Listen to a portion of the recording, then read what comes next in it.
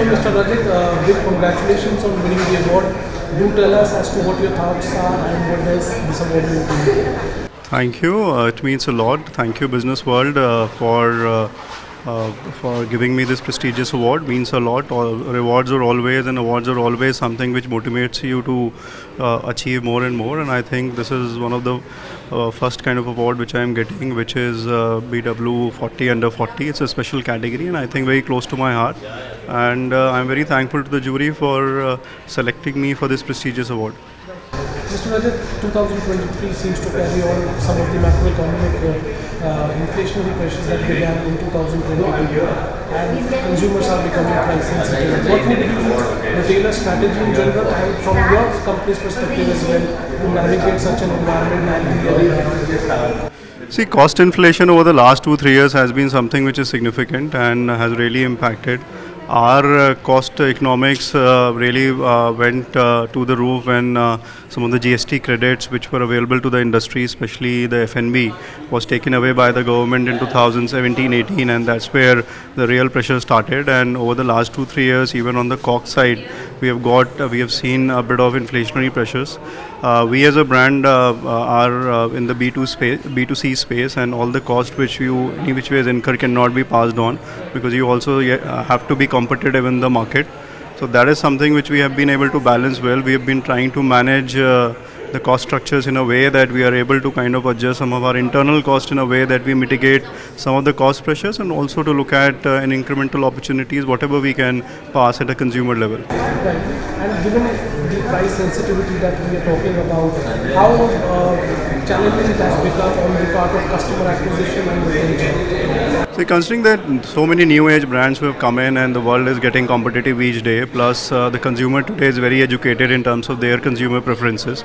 So we as a brand are very cognizant of some of these changes which have happened over the last few years, and we have also a clear roadmap in terms of arresting some of these competition. And one thing which we clearly are working towards is retention through our campaigns which help us to get a loyal set of customers walking in. 2-3 things which have been always core to us. One is the product quality, consistency, and also the kind of point of presence we have, because in coffee is something which is very important is that how many points of presence you have, so that at least the experience is more seamless, and the guest can interact with you in multiple platforms in multiple cities, and that is something which we have been able to do well, and I think that is something which is keeping us ahead of the competition.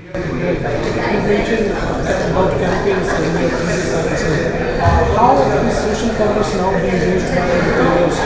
What are the growth prospects there? Obviously, e-commerce is there, but what do you see the prospects of social commerce?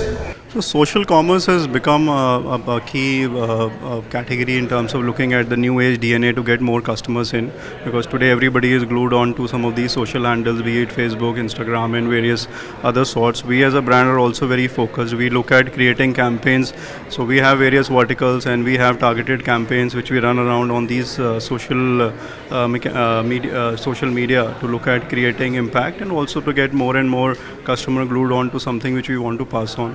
For example, we run a lot of ads, sponsored ad also on some of these portfolio campaigns which we run on social media, and that is something which has got us healthy returns even in the past, and that is something which we look at to continue in the near future as well. You recently started your own digital stores as well. Tell us as to how the experience would be different from what customers get on food aggregator websites and your in-house digital store. So all this while we were pretty focused in terms of selling our food through some of the online aggregators like Zomato, Swiggy. But of late what we have started now doing is to also set up our digital ecosystem, which is called as Barista Shop, where we can actually go and shop some of the merchandise which we sell at our store. We're still not selling food, but yes, some of the dry merchandise is now available on the Barista Shop platform, and I see more and more traction getting built in the near future. We're also available on some of the marketplaces like Amazon and Flipkart, and the consumers can go, because this digital era, some of these platforms are becoming a very strategic pillar in terms of any business you drive today, and we are also very focused as a brand to grow some of these categories. Thank you so much, Mr. Rajat, for your time. Big congratulations. Thank you.